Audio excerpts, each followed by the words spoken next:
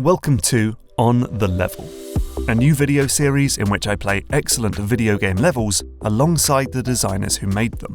In this episode, I'm talking to Chris McEntee, who was a level designer on the Rayman games before becoming lead designer on Ori and the Will of the Wisps over at Moon Studios. For this video, we picked an area from Ori called the Windswept Wastes, which features a perilous climb up a mountain in the desert with crumbling platforms, the ability to dig through sand, giant laser beams, and a final escape from a monster worm. Chris was kind enough to share concept art, sketches, prototypes, and other behind-the-scenes goodies, and really go in-depth into how a new ability is designed and how a level is built around it. So, without further ado, please sit back and enjoy this interview. So, where exactly did you start when you were making this area? It was very much mechanics focused at first. When I first joined the team, one of my first tasks as a level designer was to come up with some interesting level design situations using these platforms that collapse when you stand on them, which actually are featured in the Windswept Wastes. But back then, it was just a very simple gameplay element, very basic prototype, and it's like, how can we use this in interesting ways?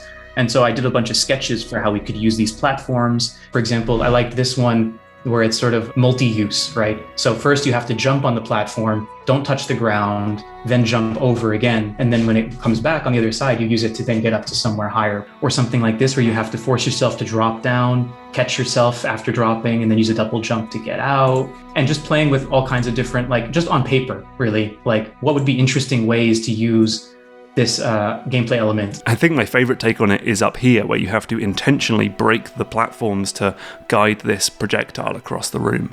That's also, again, one of those it's one of the earliest blockouts that I did for this, because that's the kind of designer I am. I like to basically workshop. I take the elements that I have at my disposal, and then I just create as many unique scenarios that I can. I think you actually made a video about it, about workshopping and Mario Maker. The way that you sort of create interesting situations, you take the elements and you try to make interesting combinations of different things and create unique situations that exploit all of their unique traits and properties and all that kind of stuff. And so I was like, what would be an interesting way to flip the collapsing platform on its head? And well, what about if you have to intentionally make all of them disappear without touching the ground, so that way you can escort a projectile across? So now in this room, we get the area's main new ability, the burrow. Tell me how that came about. A lot of what's in the Windswept Wastes came as a result of wanting this burrow ability. It wasn't because we had a desert environment that we said we want to be able to burrow in sand. It was because we said, what are some cool, unique moves that would complement Ori's already really robust moveset? And burrow was something that I think we saw a video from Sonic Colors, where there was a cool ability, some kind of weird little guy you collect that makes you dig in these big volumes. And it was like, hey, that could be a really interesting, traversal method for a Metroidvania. And so I just started with doing a couple sketches like this. So there's sand, and you have to get up here. You can't wall jump because there's spikes there. How do you get up? Well, you have to dig through this wall, and then you have to launch yourself out. And then I started, as I was looking at the situation, I added this kind of sand thing above here, and I was like, well, wouldn't it be cool if I could dash out upwards based on my aiming, my trajectory, and then dash backwards into another sand zone? And I have this feeling of control, and it opens up for a more expert move, and you can put a reward up here because it's not an easy thing to do. Or I even sketched out things like this. You see in the Windswept Wastes, there are these little hanging balls of sand, and you can basically dash through them from any side, any direction, and then it launches you straight through in a straight line. And so I sketched something like this as the initial concept for that. It worked out quite well in the game. It's one of my favorite uses of the burrow because it's so versatile and it gives such a feeling of control. And then so I just sketched out an idea like this, where it's like, this would not be possible without this ability. In this one, it was sort of illustrating Ori's normal jump height here. He would jump straight into these spikes. But then, well, what if I jump and dive into the sand and then dash out? And now I can suddenly clear it because the dash jump is higher than normal.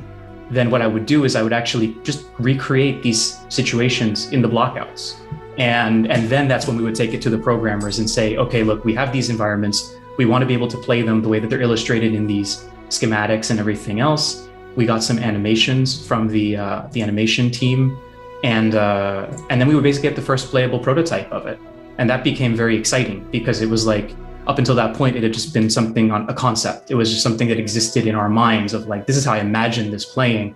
And then you actually get your hands on it and it feels, pretty cool. But then obviously there's months and years of fine tuning and tweaking the controls and everything else to make it feel just as cool as it does in the final game. You can see that it feels actually slower than the final game. And what you're probably going to see as well is that the turning isn't as tight as it is in the final game.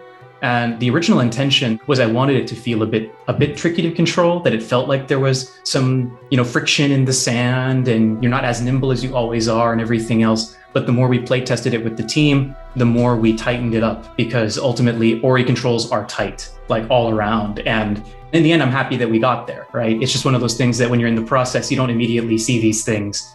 At this point, you can even see that I was using the collapsing platforms, but they're not made of sand. When did you realize that they should be made of sand? That came later, because I created a scenario. I created a little level. You have these collapsing platforms above lasers. And the idea would be that you have to gauge yourself as you land on them, and you have to glide and you have to wait for the right opportunity to then drop through the laser. So it's a little bit of it's really straightforward collapsing platform challenge, let's say. But then by the time I got to the bottom, I was like, oh, that was cool. Oh, but that's a one-way thing. And for a Metroidvania of all things, that's not acceptable. In a game like Rayman, you could have a level design sequence that basically you touch a trigger, this whole thing collapses and explodes. And if you manage to survive, cool, you can keep going with the level, but you can't go backwards. But in a Metroidvania, if all of a sudden your path backwards is broken, now you're screwed. You need to always be able to backtrack, re-explore, retraverse. And so then what I did was I asked one of the programmers to basically take the sand and give them the sort of collapsing property, so they could disappear and reappear, but then you could also dig through them. And so then that resulted in me basically being able to create this situation where now you can backtrack just by digging through these platforms. And all of a sudden, it started to make sense. It was like, wait a second, these things, you can do much more with them in the environment and level design. And it really starts to open up, the possibilities and the flow opportunities and things like that in a way that we didn't have before. I want to say it a little bit like, I'm a bit ashamed of how long it took to put two and two together, that those things worked, but I'm not really, because it was never the intention from the beginning. We didn't make these collapsing platforms with this burrow in mind, because that didn't exist at the time. But then as I was prototyping and playing, it was just one of those things that naturally came out of the exploration, and it just felt like a light bulb moment. So now we have the burrow. The player isn't explicitly told where to go next. So how do you trust that the player won't get lost? That was actually a tricky one. If you pay attention to the environment, there's actually two ways to get back to the main path. And a lot of players tend to go down this path that you just went through.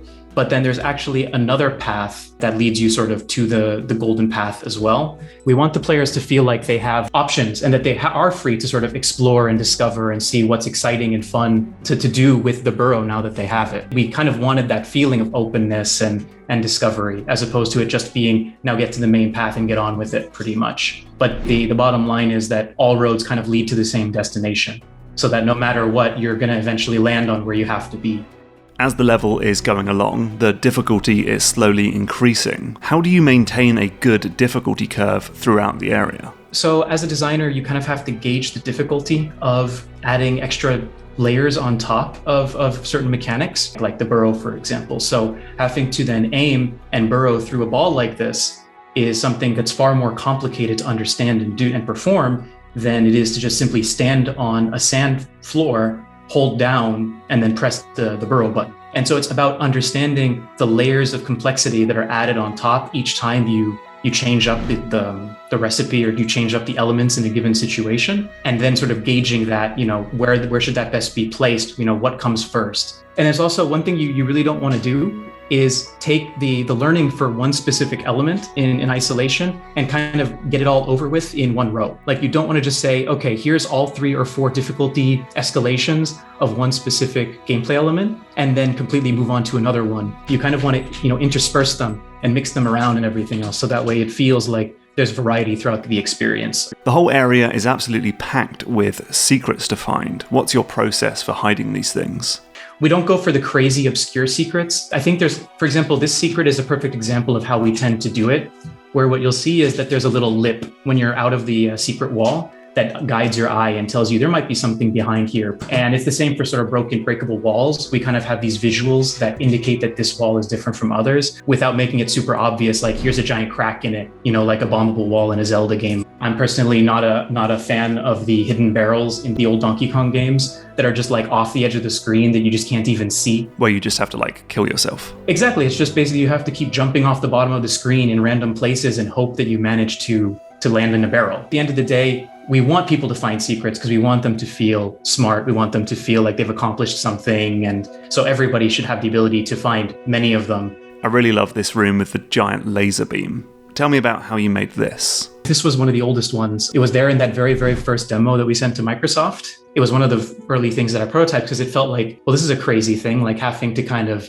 dig through this environment while avoiding a giant laser and stuff. It's also one of those ones that went through quite a bit of iteration and back and forth from the team because it wasn't super easy, especially the first version that we did. But I pushed pretty hard to keep it around because I kind of believed in it as this kind of ramp up for one of the final challenges of the burrow. And it felt very memorable. So as we come towards the end of the stage, I wanted to ask about progression. In Act 2 of Will of the Wisps, you can visit 4 areas at the same time, including this one. What sort of considerations did you have to make to let the player choose their own path? Yeah, there were a lot of considerations and it wasn't easy. From the get-go of the sequel, the team decided this one is going to have a more open structure than the first one. But then the question arose like, well, how do you maintain the balance of the game? Yeah, and a big one I assume is that the player may or may not have certain abilities when they get here. I guess that could lead to them sequence breaking bits of the game. The thing that you literally did with the sandworm there is a perfect example of just that, where yes, if you do have the light burst, which you do, you can actually just throw the light burst and you don't have to deal with the sandworms. But to be totally fair, I think you're just in this mindset of like, I'm doing burrowing, I'm digging around and everything else. So you just naturally explore and find the solution to it. But we're also like firm believers in the ability of the player to take the tools that they're given throughout the game and solve the issue the way that they feel is the most interesting or natural way to do it. As long as that doesn't feel like boring or that it kind of undermines the entire situation. But honestly, throwing a grenade, catching it in the air with bash, and then dashing through a sandball, it's not exactly the most trivial thing in the world either. It's still a decent challenge. It's just not exactly the way that it was designed, but that's the price you pay for a little bit of, freedom and options. And what about the difficulty of the enemies and challenges, which is going to feel different depending on where the player goes first? In some games, it's nice that you go to an area, you see strong enemies or difficult challenges, and you go, I'm probably not ready for this yet. I should come back later. But we didn't want to force people to take one path over another, even in a soft way. We really wanted it to be, if you choose to go to the Luma pools first, you should be able to complete Luma pools at that point of the game.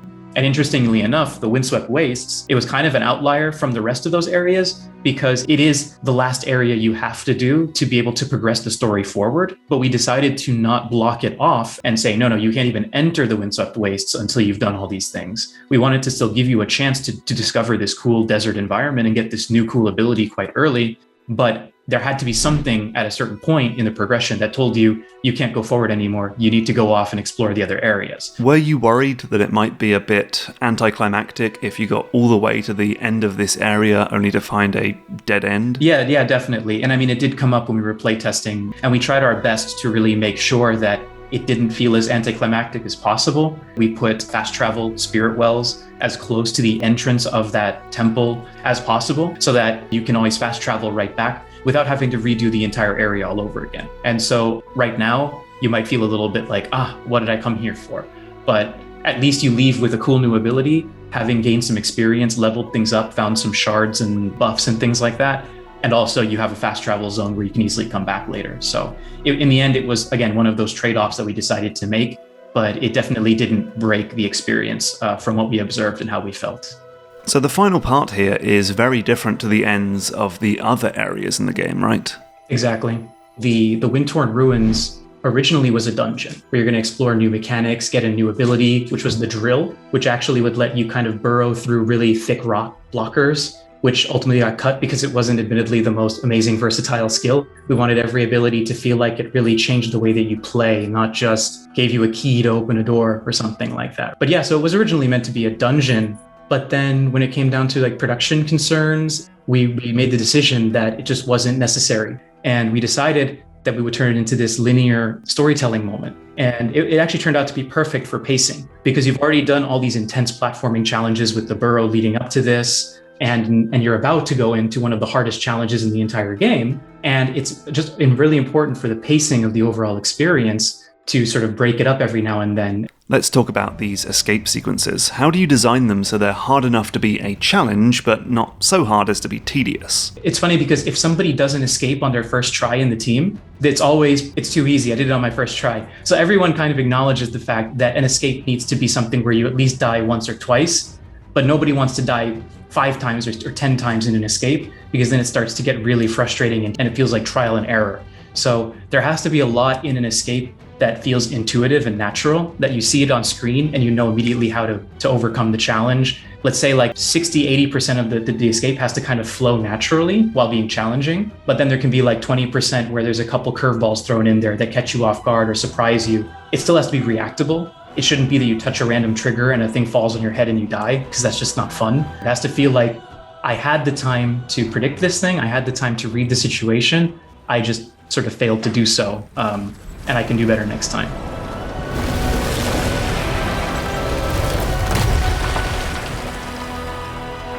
So last question, were there any sequences or mechanics that didn't make it into the final game other than the drill? Well, when we're building these things, we have kind of like a surplus of ideas of things like, what about these, like this big physical block? And you actually have to burrow left and right underneath it to kind of tunnel out the ground so it can fall down and everything else and open a path. Obviously, you can imagine the programmers weren't too thrilled about that kind of idea, so it didn't make it in. But we had an idea for like sort of a big mama worm that would kind of leave an acid trail or something. One day I thought, well, what if I have a platform, like a sand platform that's so thin that you can't actually dig? And so what would happen is you would burrow into it and immediately be bounced out, and it ended up becoming a kind of trampoline platform. It's like in some of these environments, it feels like we had enough ideas to almost do its own little sub-game around a certain mechanic or a concept or whatever. But then it's just the process is finding what works best, what's the easiest for players to appreciate and understand, and what's like a novel idea, but not necessarily gonna make the game so much better. That's brilliant. Thanks very much for doing this, Chris. Well, thanks for having me. I appreciate it. It's nice to look back at all these materials and remember like all of these cool moments and the process and how we got there and everything.